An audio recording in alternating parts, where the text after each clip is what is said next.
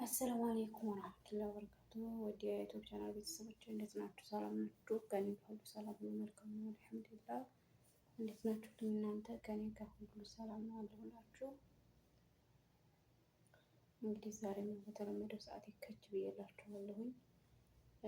እንግዲህ ያው መቼም ምነው መግቢያሽን ይህን ሰሞን ደግሞ ሰብስክራይብ አትበሉኝና ሰብስክራይብ ሼር ኮፒ ሊንክ እያደረጋችሁ ብዙዎች ምትርስ አድርጉልኝ፣ ገዙኝ፣ ተባበሩኝ። ምንም ሰብስክራይብ አልጀመረም፣ ምንም አይነት ሸር የለም። እስካሁን ሰብስክራይብ የነበረበት ላይ ነው፣ የጨመረ ነገር የለም። እና ተባበሩኝ የወዶች የኔማዎች መወዳችሁ እና ለሰላማችሁ ምዝዝት ያደርግልኝ። ሀገራችን ሰላም ተመልሶ በሀገራችን ርዝቃችንን አላህ ይክፈትልን። ርዝቃችን በሀገራችን ይከፈት፣ በሀገራችን አላህ ያረጋጋል። እና እንግዲህ ያው ዶክተሯ ነኝ። በቀጣይ ትምህርታችን መጥቻለሁ። ቀጣውን ማስደምጣችሁ ይሆናል። ተከታተሉኝ።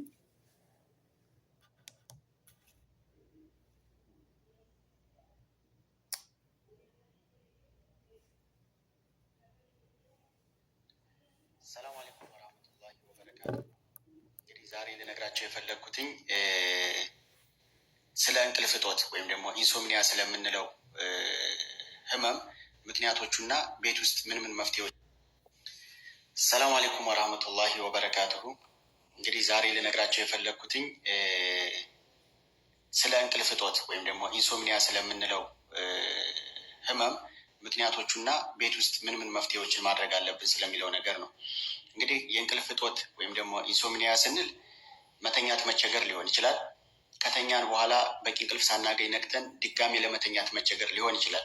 በዚህም የተነሳ እንግዲህ ቀን ላይ ብስጭት ሊያጋጥመን ይችላል፣ አቅም ማነስ ሊያጋጥመን ይችላል፣ ወይ ደግሞ ሀሳብ መሰብሰብ ልንቸገር እንችላለን። እነዚህ ነገራቶች ካሉ አንድ ሰው የእንቅልፍ እጦት ወይም ደግሞ ኢንሶምኒያ አለበት ብለን እናገራለን። እንግዲህ የዚህ የእንቅልፍ እጦት ዋና ዋና ምክንያቶቹ ምን ናቸው ካል አንደኛው እና በብዛት የሚስተዋለው ቋሚ የሆነ የመኝታና የመነሻ ጊዜ አለመመደብ ነው። ቋሚ የሆነ የመተኛና የመነሻ ጊዜ አለመኖር አንዱና ዋናው ምክንያት ነው። ሁለተኛ ከአእምሮ ጋር የተያያዘ ችግር ካለ፣ ለምሳሌ ጭንቀት ካለ፣ ድባቴ ወይም ደግሞ ድብርት ካለ ሊሆን ይችላል። ሶስተኛ ከመተንፈሻ አካል ጋር የተያያዘ ችግር ካለ፣ ለምሳሌ አስም ሊሆን ይችላል፣ ወይ ደግሞ ጉሮሮ አካባቢ ላይ ያሉ ችግሮች ከእንቅልፋችን ሊያነቁን ወይም ደግሞ ጥሩ የሆነ እንቅልፍ እንዳይወስደን ሊያደርጉ ይችላሉ። አራተኛ የተለያየ ሱስ የሚያስይዙ ነገራቶችን የምንጠቀም ከሆነ፣ ለምሳሌ ጫት፣ ቡና፣ አልኮል፣ ሲጋራ የመሳሰሉ ነገራቶችን የምንጠቀም ከሆነ። አምስተኛ አንዳንድ መድኃኒቶች ለምሳሌ ፔንኪለር የህመም ማስታገሻ ሊሆን ይችላል። እንግዲህ ጥሩ እንቅልፍ እንዳይወስደን ወይም ደግሞ በጊዜ እንዳንተኛ ከሚያደርጉ ምክንያቶች ውስጥ ናቸው ማለት ነው። ስለዚህ ምን እናድርግ? እንግዲህ የእንቅልፍ እጦት ካለብን፣ የእንቅልፍ እጥረት ካለብን ወይም ኢንሶምኒያ ካለብን ምን እናድርግ?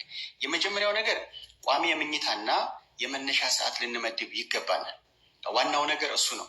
እንግዲህ አዳልት ወይም ደግሞ ትልልቅ ሰዎች ቢያንስ 7 ሰዓት ቢበዛ 9 ሰዓት በአማካኝ 8 ሰዓት መተኛት አለባቸው። ስለዚህ እናንተ ስራ የምትጨርሱበትን ጊዜ ታውቃላችሁ። ለምሳሌ 1 AM ከሆነ ሁሌ የመኝታ ሰዓታችሁ 1 AM መሆን አለበት። ሁሌ በዛ ሰዓት ላይ ሰዓቱን መድበን በዛ ሰዓት መተኛት አለብን። ቢወስደንም ባይወስደንም ለተወሰነ ጊዜ ያህል ልንቸገር እንችላለን። ከዛ መነሻችን ሰው ሊቀሰቅሰን ይችላል፣ አላርም ልናደርግ እንችላለን።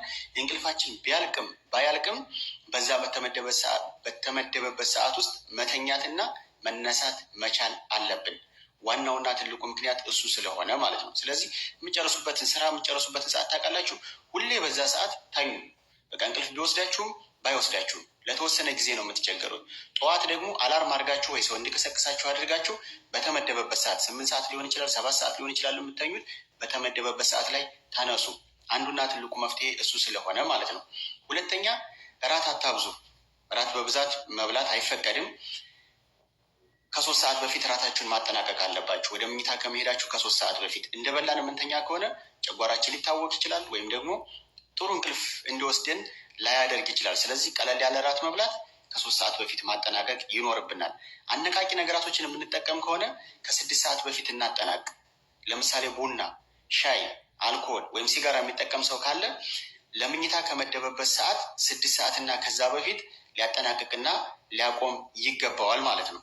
አራተኛ ምኝታችንን ለምኝታ ብቻ እንጠቀም። ምኝታ ቦታ ላይ ሆኖ ስልክ መጠቀም፣ ቲቪ መከታተል አይፈቀድም። ይሄ እንቅልፍን ከሚረብሹ ነገራቶች ውስጥ አንዱ ስለሆነ ማለት ነው። ሌላኛው እንግዲህ ምኝታ ቦታችንን መብራት እናጥፋ። ምክንያቱም ሜላቶኒን የሚባለው ሆርሞን የሚመነጨው በብዛት በጨለማ ስለሆነ ማለት ነው። መብራቱን ማጥፋት፣ ቀዝቃዛ ማድረግና ከድምፅ የራቀ መሆኑን እርግጠኛ መሆን ይገባናል ማለት ነው። ሌላኛው ቀን አንተኛ።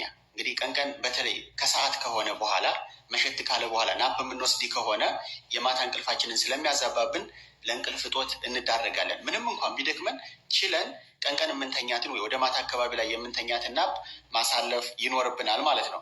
ሌላኛው የአካል ብቃት እንቅስቃሴ ብናደርግ፣ በየቀኑ የአካል ብቃት እንቅስቃሴ ብናደርግና ሻወር ብንወስድ ጥሩ እንቅልፍ እንዲወስደን ያደርጋል ማለት ነው።